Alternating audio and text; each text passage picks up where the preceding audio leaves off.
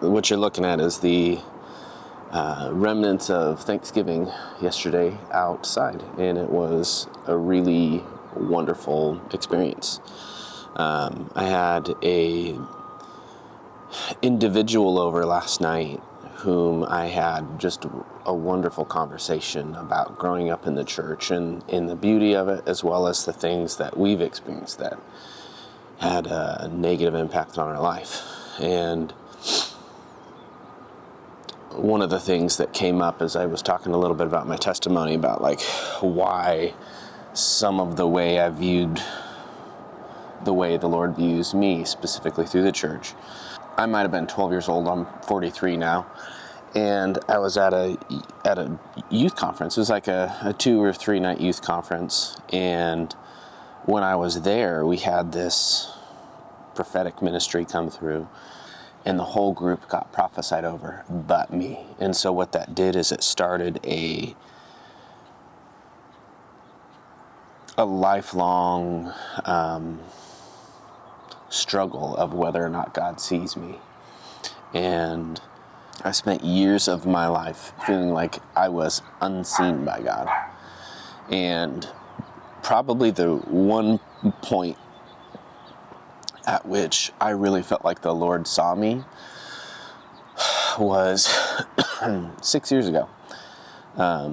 And 6 years ago, in November of 2019, it was either late October, early November, it was the first time I felt like the Lord saw me and pursued me. I'd been spending my life pursuing the Lord, asking to be seen, asking to be enough. And it was the first time I actually felt like He saw me, that He pursued me. And so when I talk to my friends or when I talk to family about anything with the Lord, like it comes out of me. I love Jesus. I love that He has made me a better man, that He's made me a better person. Because in my youth, I was a real piece of garbage.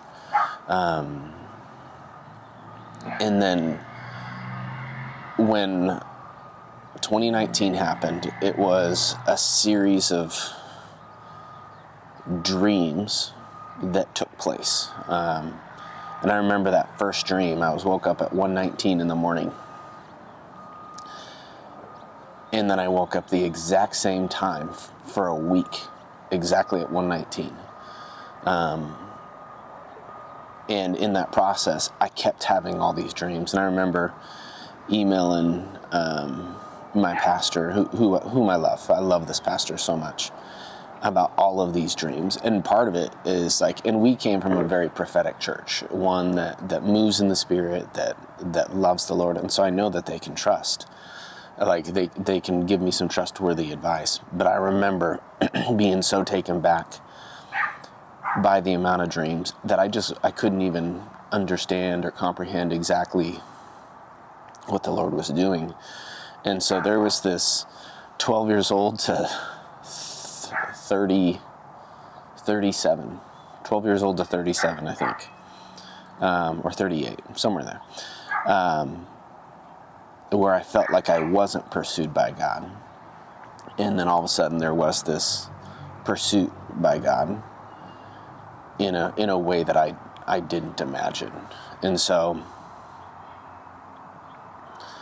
when I look back on my life, it's a very similar story to the testimony I shared about, like, I really sucked in school, and then God went back to that very point where that failure was, and rewrote that story, rewrote that identity. And so for me, going back to 12 years old at this conference, I remember you got a little band, a bunch of teenagers and maybe some 20-year-olds like running this conference that were in the band and the whole prophetic thing. It took 25 years. It took 25 years for the Lord to go touch that exact area again. And I'm really grateful He did, because what I can say, fundamentally different person because of it. It set me on a path of pursuit. That doesn't mean it's like been this like straight upward trajectory of me pursuing the Lord, but I felt him push into my life, and then I engaged completely different with him from that point forward. And so for me, that's kind of my hope for individuals, is that they come to a point where they feel the Lord pursue them to where it completely changes the trajectory on their life.